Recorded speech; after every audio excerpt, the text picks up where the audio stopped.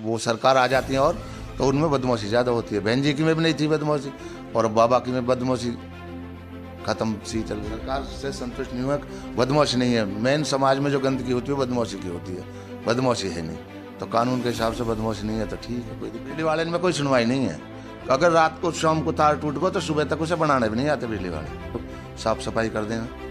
जब बहन जी के ज़माने में जो लाइट लगने लगी, अब जब से अब भी कोई लाइट नहीं लगी। कई लोगों ने सवाल खड़े किए कि कई लोगों को प्रॉपर जो मुआवजा मिलना था वो उन्हें नहीं मिला और जो ज़मीनें थी वो काफ़ी सस्ते भाव पे खरीदी गई थी। इस पे आपका क्या कहना है?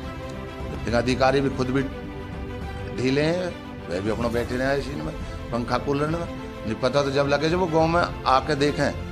ग्रेटर नोएडा अथॉरिटी उस वजह से काम नहीं कर रही। कितने के बाद 2022 में चुनाव हुआ, उसके बाद क्या विधायक जी आपके गाँव कभी एक भी बार आए? किसी ब्याह शादी में तो आए, लेकिन बाकी लोगों की मूल समस्या सुनने वो आए।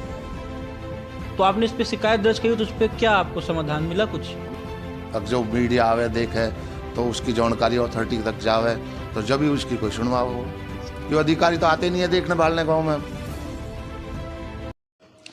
एक ऐसा गांव जिसमें हेलीपैड की व्यवस्था है, एक ऐसा गांव जिसमें लाइब्रेरी है, एक ऐसा गांव जिसमें कच्चे मकान नहीं हैं।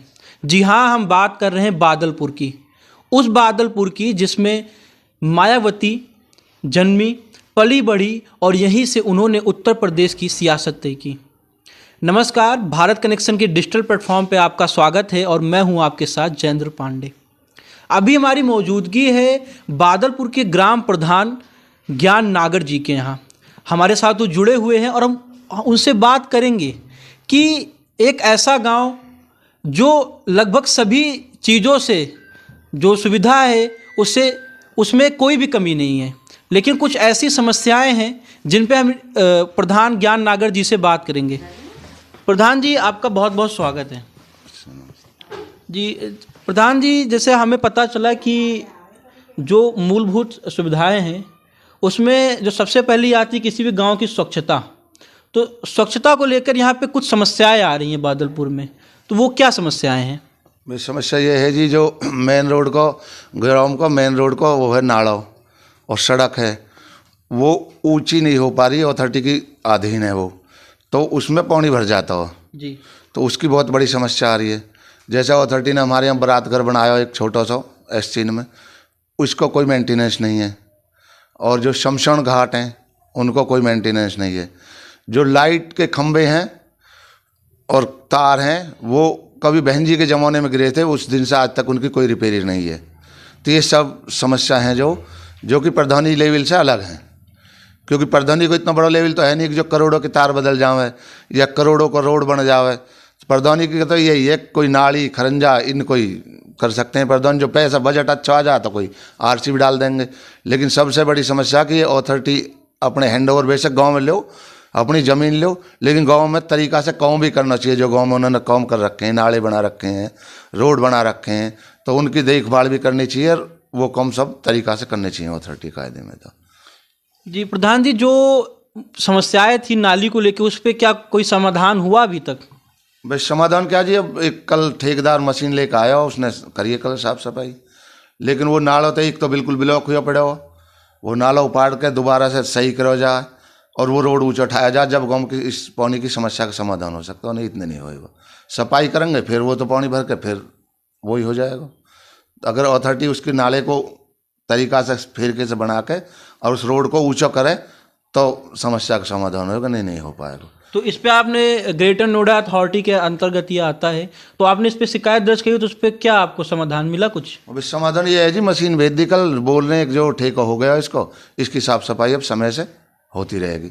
बाकी काफ़ी समय से लंबे से मतलब सालों से इसकी साफ सफाई हुई नहीं थी, इस वजह से रोड पे पानी आ रहा था, जो कि समस्या मेन समस्या थी पानी की। अब कल मशीन आई है, अब देखो जी क्या चल जाएगा या नहीं चलेगा। वैसे मशीन ने करिए कल साफ सफाई हुई है, कल साफ सफाई करिए। लेकिन अभी जब हम गांव में आ रहे थे, जब हमने गांव में एंट्री की तो हमने देखा कि अभी भी रोड पे पानी भरा हुआ है। सबसे पहले ही जो जैसे गांव में हमने एंट्री की तो काफी पानी भरा हुआ है। वो सादोपर की तरफ से मेन रोड की तरफ से उन्होंने सफाई करी है कल, और फिर गाँव वाले ने खुंदक में आके जैसे उन्होंने कोई लिकाडो मलबो वो रोड पर और डलवा दिया। अब जो मीडिया आवे देखे तो उसकी जानकारी अथॉरिटी तक जावे तो जब भी उसकी कोई सुनवाई हो। क्यों अधिकारी तो आते नहीं है देखने भालने गाँव में, न कोई सुविधा करते गाँव की भैया गाँव में ये समस्या है या न है।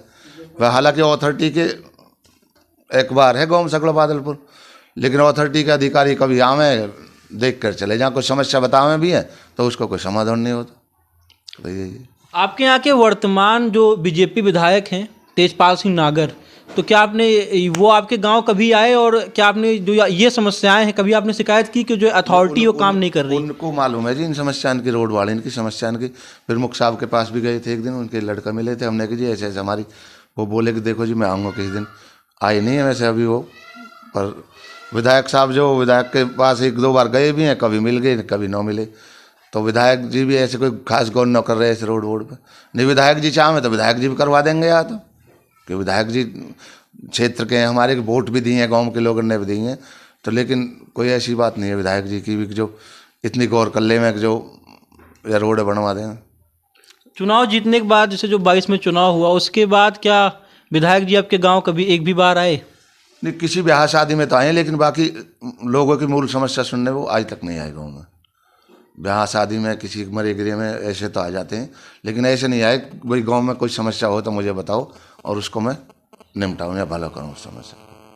प्रधान जी आपसे एक चीज़ और पूछना चाहते हैं कि स्वच्छता के अलावा और कौन कौन सी समस्याएं, जैसे हमने गांव के और लोगों से बात की तो उन्होंने हमें ये बताया कि बिजली को लेके आपके गांव में काफ़ी समस्या है, तो उस पर क्या चीज़ें सुधार होनी चाहिए? समस्या ये है कि बिजली का जो बिजली घर है वो बहुत छोटा है, और जैसे गर्मी आती है गर्मी में आए दिन बिजली घर में आग लगती है, आए दिन तारों में आग लगती है।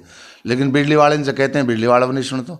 लेकिन ये तो बिजली वाले के सरकार ऊपर से करेगी जब भी तो बिजली वाले का, बिजली वाले इनमें कोई सुनवाई नहीं है। अगर रात को शाम को तार टूट गो तो सुबह तक उसे बनाने भी नहीं आते बिजली वाले। फ़ोन कर करके आदमी परेशान हो जाएगा, गाँव के लोग चिल्लाते रहेंगे निकालिए जब आलिए अब आलिए, नहीं आवा 10-10 घंटा नहीं आवा। तो ये अधिकारी उन्होंने टाइट ले में तो जब ही तो होगा कुछ कहूँ, लेकिन अधिकारी भी खुद भी ढीले हैं, वह भी अपना बैठे रहे इसी में पंखा कूलर में। नहीं पता तो जब लगे जब वो गांव में आके देखें गांव में समस्या कितनी है लाइट की।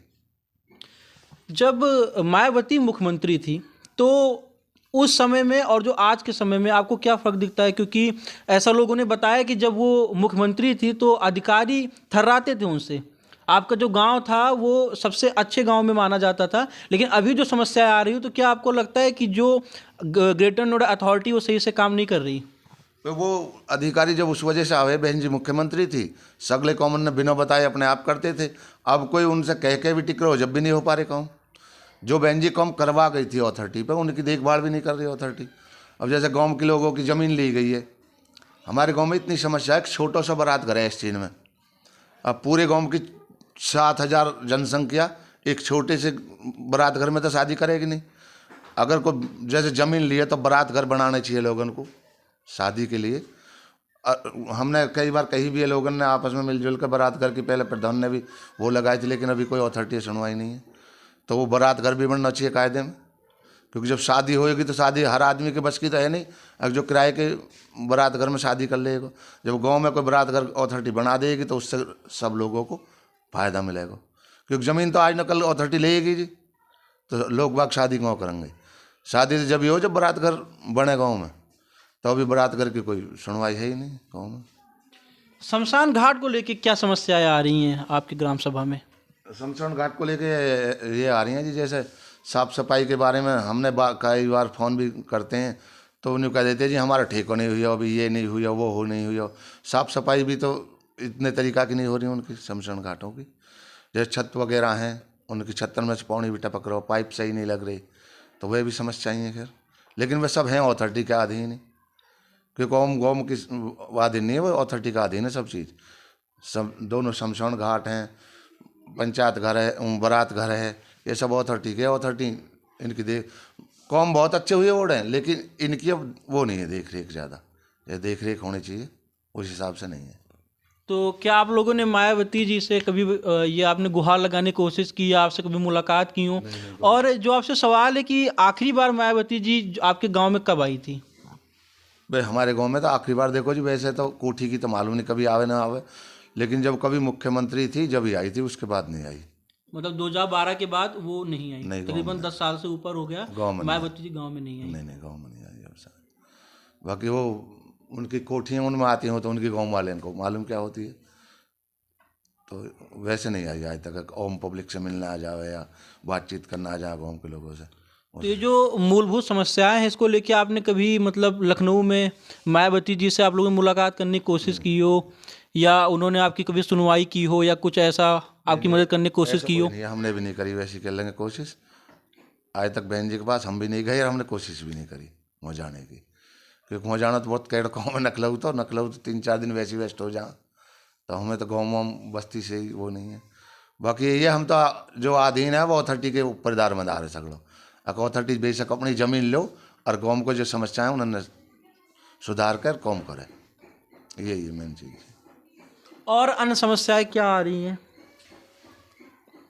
भाई अन्य समस्या तो मैंने तुम्हें बताई है, रोड वोड की अदल बदल यही है समस्या, और क्या।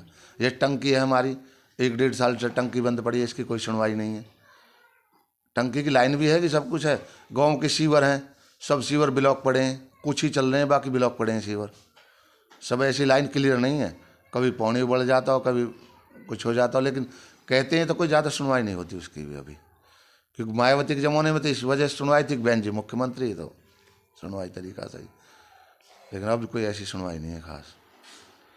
अगर हम बात करें एजुकेशन की, तो एजुकेशन को लेके क्या काम हुए आपके बादलपुर में मायावती जी के मतलब मुख्यमंत्री रहने से पहले और बाद में?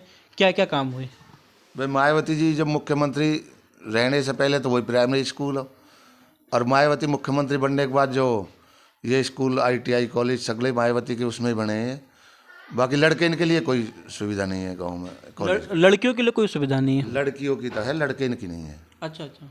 मतलब ये सब कॉलेज लड़की इनके ही हैं, अच्छा, लड़कों के लिए? लड़कों के लिए नहीं कोई सा। लड़कों के लिए तो बाहर जाना पड़ता है, या दुजौने चले जाओ या दादरी चले जाओ। बाकी लड़की इनके लिए सुविधा है सगली कॉलेजन की। उन कॉलेजन में भी कोई जैसे अथॉरिटी के बहन जी ने बनाए थे, जब लाइट की कोई अदल बदल कर लाइट फीज हो जा, साफ़ सफाई की, उनमें भी नहीं है कॉलेजन में सुविधा कोई ऐसी, कि उनमें ऐसे वही नहीं है चपरासी वगैरह जो साफ़ सफाई कर दें। जब बहन जी के ज़माने में जो लाइट लग गई, अब जब से अब भी कोई लाइट नहीं लगी उनमें, सब लाइट बंद पड़ी है कॉलेजन की। गांव में कई लोगों ने मुआवजा मिला था उस पर कई लोगों ने सवाल खड़े किए कि कई लोगों को प्रॉपर जो मुआवजा मिलना था वो उन्हें नहीं मिला, और जो ज़मीनें थी वो काफ़ी सस्ते भाव पे खरीदी गई थी। इस पे आपका क्या कहना है? देखो जो उस टाइम तो जिस टाइम बहन जी ने करा था मुआवजा, उस टाइम तो कम था मुआवजा, फिर बहन जी ने 7/11 को कर दिया। उसके बाद लोगों ने संघर्ष भी किया, कोर्ट भी गए हैं, लेकिन उसको भी कोई फ़ायदा नहीं हो। फिर ये तो मुख्यमंत्री ही करे या अथॉरिटी कुछ करे तो हो सकता हो, कोर्ट में तो कोई सुनवाई होती ना आम पब्लिक की, क्योंकि जब एक बार ज़मीन होगी तो उसमें जो फिर क्या कर सकें। एक बार होने के बाद जो लोगों ने करे भी है संघर्ष, अगर मंदी है। जब हमारी ज़मीन एक बार हुई थी 7/11 में, जब इस ईस्टर्न फेरल की हुई थी, तो इसे तो 35 के रेट दिए और गाँवों के लोग गन्ने 7/11 के दिए थे। तो ज़मीन तो ये भी वही है और वो भी वही है भाई, इस बादल पर गांव की भी ज़मीन वही है, बल्कि ईस्टर्न फेरल की ज़मीन ख़राब भी है, क्योंकि वो तो बहुत दूरी कर दिया रही है, तो रोड के नज़दीक गांव में।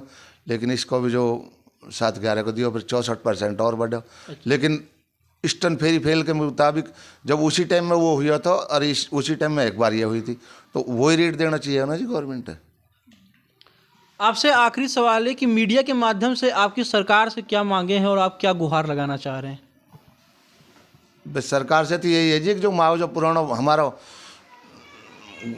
कम मिले तो उसे सही तरीका से बढ़ा दे, और जो गाँव के कौम उन्होंने करवा दे सरकार के, और कोई दिक्कत नहीं। और जैसे हमारी बारात हमने बताई तुम्हें, एक बारात घर है, वो नई तरीका से बन जाओ हम पब्लिक के लिए, और गाँव के अपने साफ सफाई जो है वो तो है ही भाई, यही मांग है और क्या है।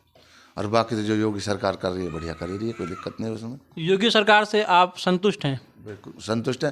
पहला नंबर तो बदमाशी नहीं है, सबसे बड़ी बीमारी होती है बदमाशी की। बदमाशी तो योगी सरकार ने ख़त्म ही कर रखी है, कोई दिक्कत नहीं है।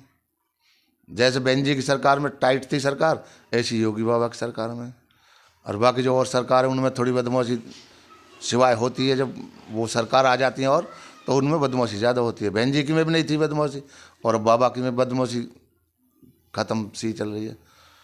देखो, कानून को लेकर आप भारतीय जनता पार्टी की जो सरकार है उत्तर प्रदेश में, उससे आप संतुष्ट हैं? संतुष्ट हैं, सरकार से संतुष्ट नहीं हुआ। बदमाशी नहीं है, मेन समाज में जो गंदगी होती है बदमाशी की होती है, बदमाशी है नहीं। तो कानून के हिसाब से बदमाशी नहीं है तो ठीक है, कोई दिक्कत नहीं है।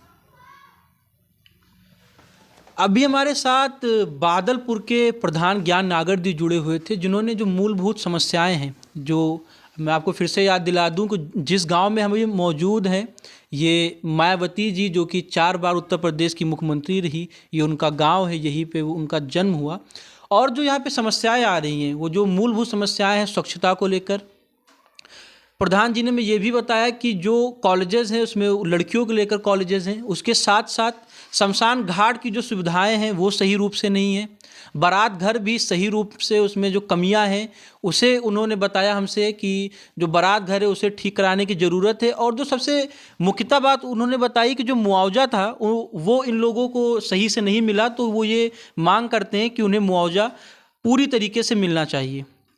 कैमरा पर्सन स्तुति पाठक के साथ जयेंद्र पांडे, भारत कनेक्शन टीवी।